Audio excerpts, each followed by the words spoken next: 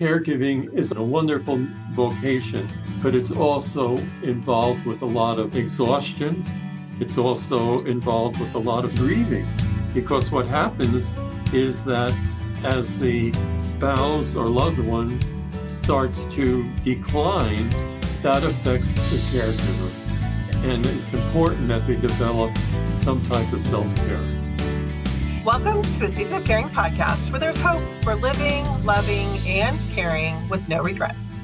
This is Rayna Neises, your host, and I'd like to introduce you to our guest today, Dr. Edward Smink.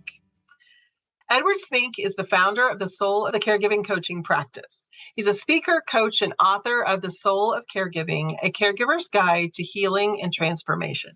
Edward holds an associate degree in nursing from Newton Junior College, a BA in psychology from Boston College, an MA in counseling psychology, and an MA and Ph.D in depth psychology from Pacific Graduate Institute. He's a former registered nurse, healthcare executive in mission, values, spirituality, ethics, end of life, and community health. He holds a title as a Board Certified Chaplain with the National Association of Catholic Chaplains and is an associate coach with the International Coach Federation. He attributes his skills from his experience at the bedside, as well as overcoming severe compassion fatigue and burnout. He offers hope to those suffering from compassion fatigue because he knows it is possible to move from isolation and fear to renewed hope and energy. Welcome. Thank you so much for being with us today, Dr. Ed. Thank you, Rayna. It's a great pleasure to be on your program. Well, we're talking to family caregivers, so I wanted you to talk a little bit about that caregiver role and how you see that. Caregivers are often not given enough credit for the work that they do. And I think 50% of caregivers are those that work at home. They're not given the proper recognition of the work that they do. Often spouses thrust into the role of caregiving. And what usually happens is that they find that they're going through many different roles. They may be the wife or the husband or significant other, and all of a sudden now they're the caregiver. And there's something different that happens because there's a change of roles. And that takes a while to get used to.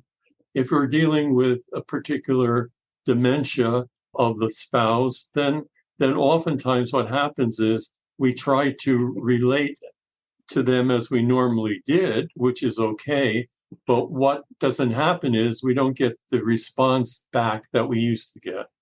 And that frustrates the caregiver because their expectation is, well, we always talked about this and we had a great conversation, but now that person doesn't understand it. And what also happens, especially if they're seriously ill, they don't have the energy to tell the story. They don't have the means to communicate the way they used to. And that's what's difficult for the home caregiver, is to go step by step with each stage of the care that they get. Now, what happens is oftentimes they feel guilty when they ask for help. They think they could take care of it all by themselves. And what happens is they become overwhelmed and frustrated and even resentful. I had a caregiver say, I just want to kill my husband. Well, I mean, there's times when we feel that, but the bottom line is, okay, let's talk about that. I know you don't really want to kill him, but what's really going on? And so, to sort that out. I had a client whose father had Alzheimer's, and she brought him home to care for him. And she was telling me how exhausted she was and how tired.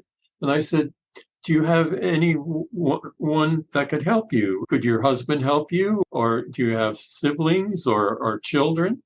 And she said, oh, my husband asks all the time, could he help? Mm-hmm. And I said, duh. Do you ask him to help? No. Well, see, she wanted to control everything instead of realizing that her husband could help her father. So caregiving is a wonderful vocation, but it's also involved with a lot of exhaustion. It's also involved with a lot of and grieving, because what happens is that as the spouse or loved one starts to decline, that affects the caregiver. Mm-hmm. And it's important that they develop some type of self-care. So what brings you joy in your coaching or the work that you do?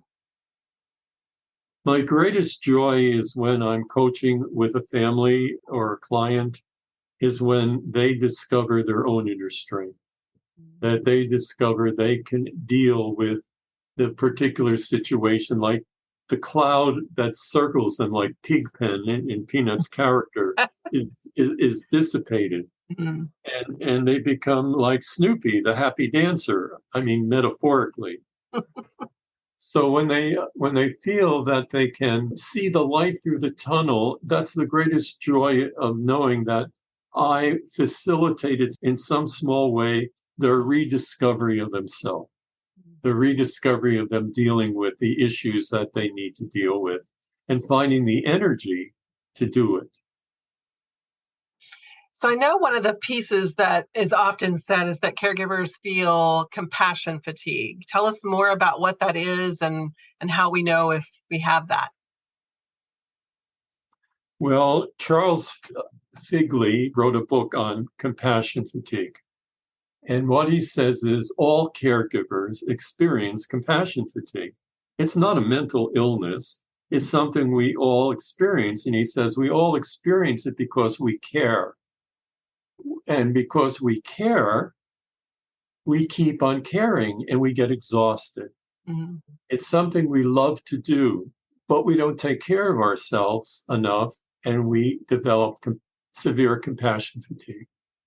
That's different from burnout.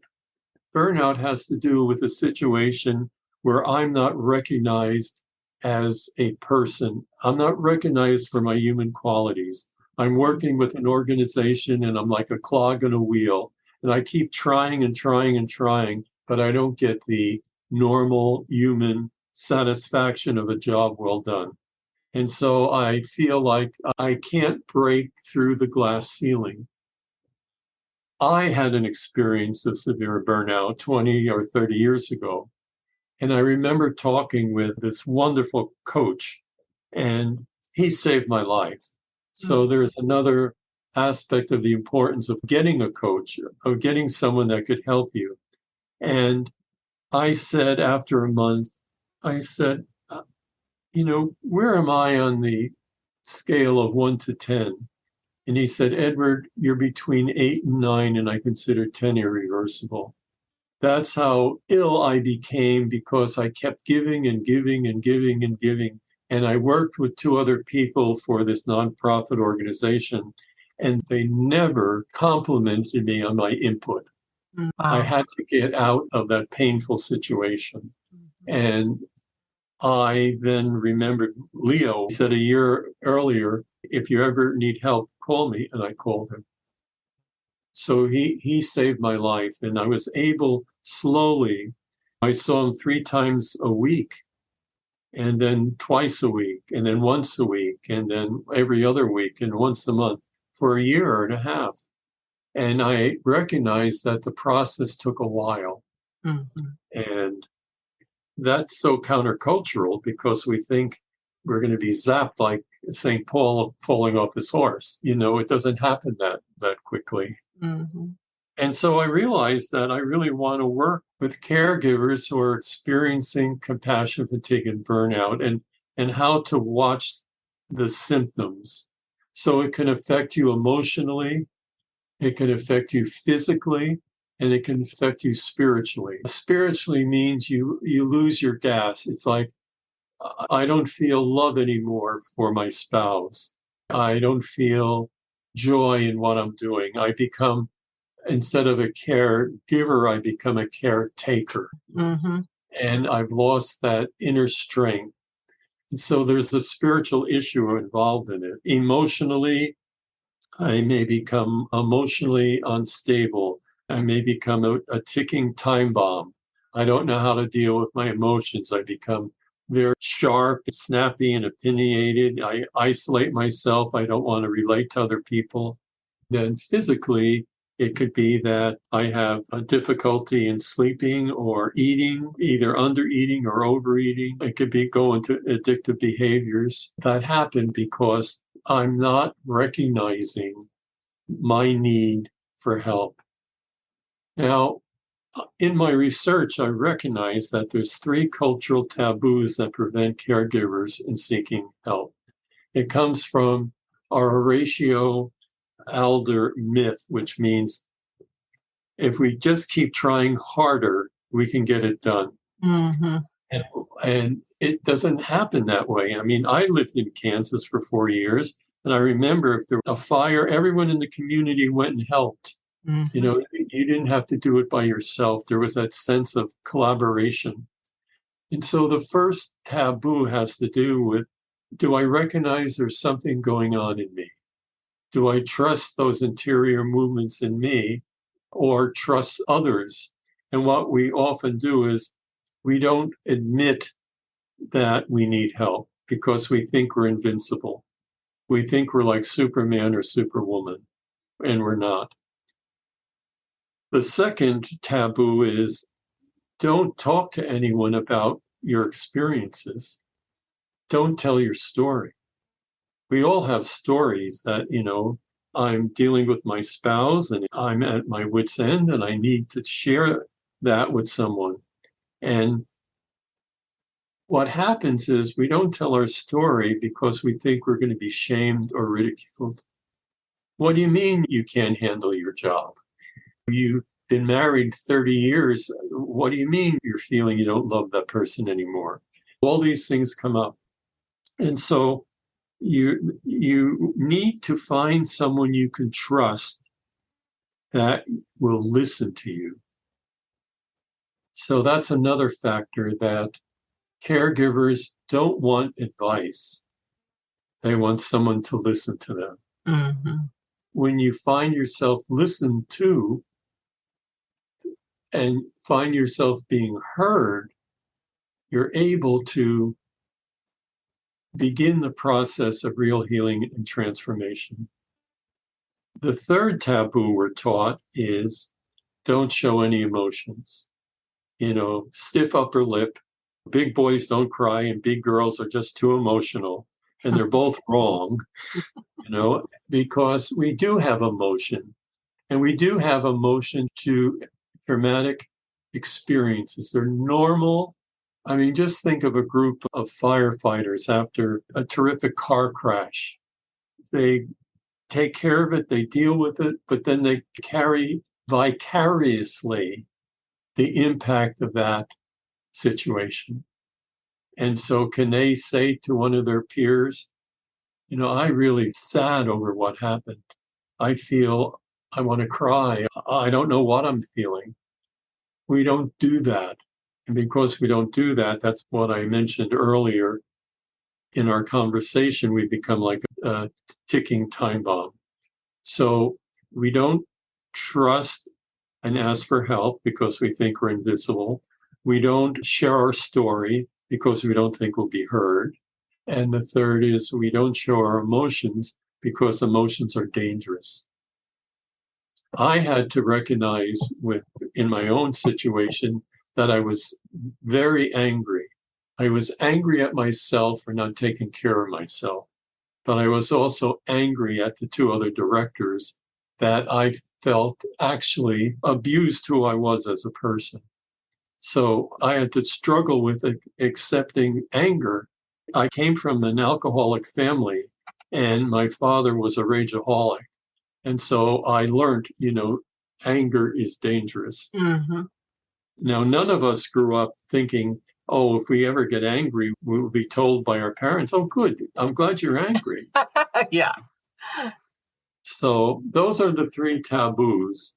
And if we learn the opposite of each of them through coaching or reaching out for help, we're able to trust ourselves And that's why I use the word soul of caregiving, because we get in touch with that deeper self in us. I like to think of Moses reaching out to God in the Sistine Chapel, where he's reaching out and God is touching him. And in that space is where the sacred and the human meet. And I call that our soul. And it's the living principle within us that makes us alive and well. And so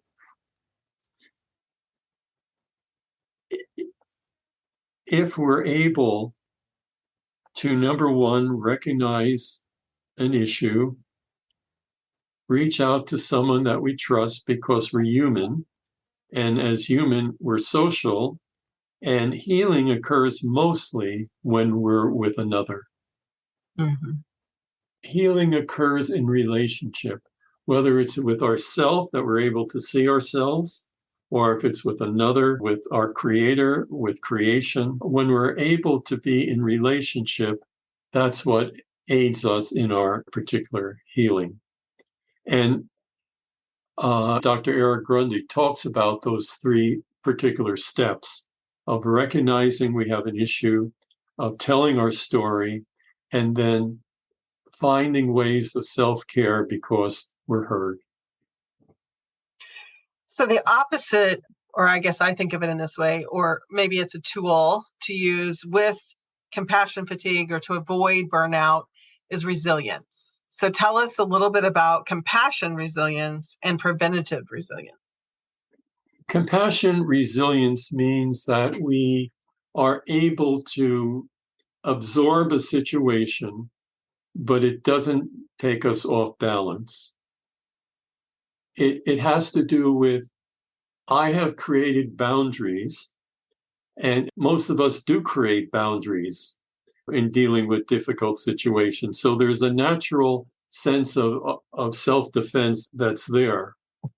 But don't build the wall so high or so thick that you don't experience what's happening. And so resilience has to do with that attitude of hospitality. I welcome the situation, but I have the boundaries there, and I'm able to understand what's going on without getting totally absorbed in it. So an example is, I was at a patient conference, and this mother whose daughter was in her 30s had a M.A.s bleed in her brain. And she was in the intensive care unit, and the neurologist said, my school of thinking is to let the bleed take its course and then we'll operate. The other school is operate right away. And that's what the mother wanted to do. So I worked with the family and with the neurosurgeon to get her transferred to another hospital. So she comes back about 2 weeks later into our rehab unit. So I go into the room, and at first I don't recognize them. I didn't recognize them until she said, "Oh, do you remember me?" And then I remembered her.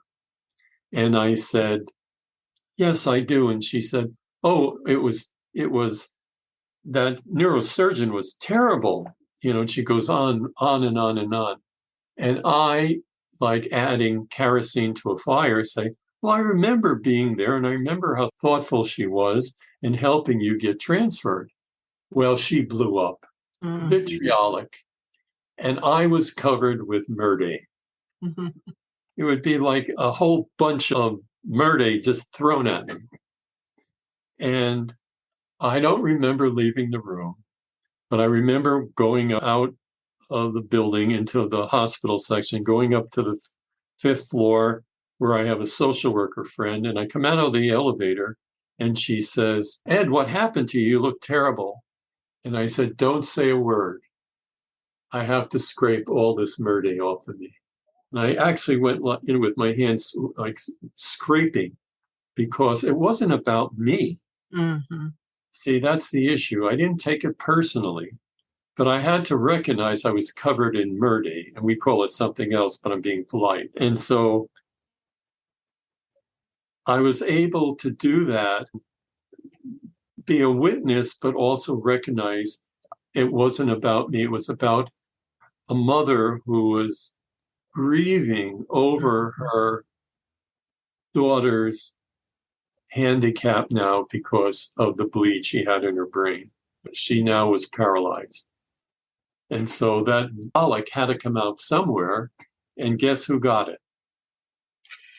And as family caregivers, we often are the receivers from the person that we're caring for because of that frustration and pent up feelings. And so it is important to be able to find that boundary and take on what you need to take on, but to allow the others to come off. Such an important skill and difficult to do on a day-to-day basis when we're caring for somebody who's not appreciative and not seeing what we're doing for them. You're right. And that may bring up the situation, I can't do this. I may need other help, or I may need to recognize that this person needs to go into a care center. So there's that part of it. The other part of it is if that person has some type of cognitive function, the caregiver can say, honey, I know you're angry, but don't be angry at me. Mm-hmm. So the caregiver can actually separate it and say, yeah, I would be just as angry, but you can vent your anger, but don't be angry at me. Mm-hmm. It's important, and that's the ability to communicate that boundary. I can be here to support you, but that doesn't mean that I need to take the abuse if that's intentional. I agree with you. My sister had to tell her husband that he was suffering from a blood cancer, and at times he would just blow up at her. And she said, I love you, but I'm not going to take your anger. Mm-hmm. So she actually said, I'm not going to take your anger. You can be angry as hell, what's going on, but don't be angry with me. Mm-hmm. That's where I learned this, because she was telling me this. And again, we're always learning as caregivers. You mentioned self-care and definitely being an important part of warding against that burnout and even the compassion fatigue. Can you give us a quick idea of self-care and why that's so important? Self-care is the ability to reflect and take care of yourself. Mm-hmm. And it could be having another caregiver, a family member, come in for a half a day and taking the day off, doing whatever you want to do. Spacing the time of your day that if the person is taking a nap, you can take an hour or two for yourself. I mean, it's very little things. Mm-hmm. And then it may be bigger things like there's respite programs where you can bring the person there for the day. So you have the whole day free. Or if you have siblings or children, they could also come and help. Now, unfortunately, in our culture, if there's brothers and sisters, the sister always winds up being the caregiver. And so I was talking to a client once and I said, you have to say, I'm off this weekend. She's your mother. You have to come this weekend. Once a month, you have to come. But she had to stand up to them. Mm-hmm. So many times I think that people just look at what you're doing and say, oh, you're doing such a good job. You don't need anything. You don't need me to come in. You don't need any help. And sometimes as caregivers, like you said, that controlling part comes in and we're not very good at receiving help. But it's so important to be willing to ask for it and be direct. You can't just assume someone's going to notice how tired you are or that it's not going well right now and offer that. Yeah, you can say, yes, I am doing a good job, but I'm exhausted. Can you help me? Exactly. Yeah. See, that's the issue. Can you help me? Help. Yeah. It's the biggest and easiest thing to say for self-care. So important. Well, thank you so much, Dr. Ed, for spending some time with us and sharing about the importance of understanding even compassion fatigue and burnout and how that is impacting us as caregivers, as well as those 3 steps to really go back and think about how to prevent it or help us to recover if we're finding ourselves already in that zone. Tell our audience how they can find you and get in touch with you. They can go to my website, which is soulofcaregiving.com. If they're interested in my book, The Soul of Caregiving, A Caregiver's Guide to Healing and Transformation, they could order it through my website, or they can go to Amazon. It's a book of reflection that helps them begin to understand and go deeper to that place, which I call soul, where they're able to make appropriate choices and decisions. One of the things I learned, and I forgot to mention this earlier, is that when I was going through burnout myself, I said to Leo, I said, well, I want to do what the Holy Spirit wants me to do. And he said, the Holy Spirit wants you to do what's the easiest thing. And so when we find ourselves overwhelmed with chores or different choices, can we say to ourselves, what's the easiest thing to do? I have used that for the last 30 years. And if I'm exhausted, I'll say, I'm going to take a nap. And then I'm going to go do X, Y, and Z. Or I'm going to pick the low-hanging fruit. And that helps me realize that it's not all chaotic and helps me not to be overwhelmed. So that's probably the biggest key I could leave with everyone. Do what's the easiest thing to do. Thank you. I love your definition of self-care too, because I think what we get hung up on is thinking that self-care are things to do, when what you said, all it is reflecting on what you need. And that's the very first step to meeting our own need, is actually knowing what that need is. And if we don't take time to reflect, we never identify it. We can go and get a massage all that we want. If that's not what we need to restore us or to give us the energy to re-engage with our loved ones' needs, then it's not going to do us any good. So thank you for a wonderful opportunity to talk today. And we really appreciate having you on today. Thank you. My pleasure. This episode of a Season of Caring podcast has been brought to you by the Encouragement Series, Hope Over Regrets. Living with hope while caring for your overall well-being and avoiding the regrets of looking back and wishing you'd done something different. This free faith-based series will be coming in November. If you would like to get on a list to hear all the updates and learn more about each of the speakers, visit www.encouragementseries.com. You'll get all the details first. That's encouragementseries.com. And remember, a Season of Caring podcast is created for the encouragement of family caregivers. If you have financial, legal, or medical questions, be sure to consult your local professionals. And take heart in your season of caring.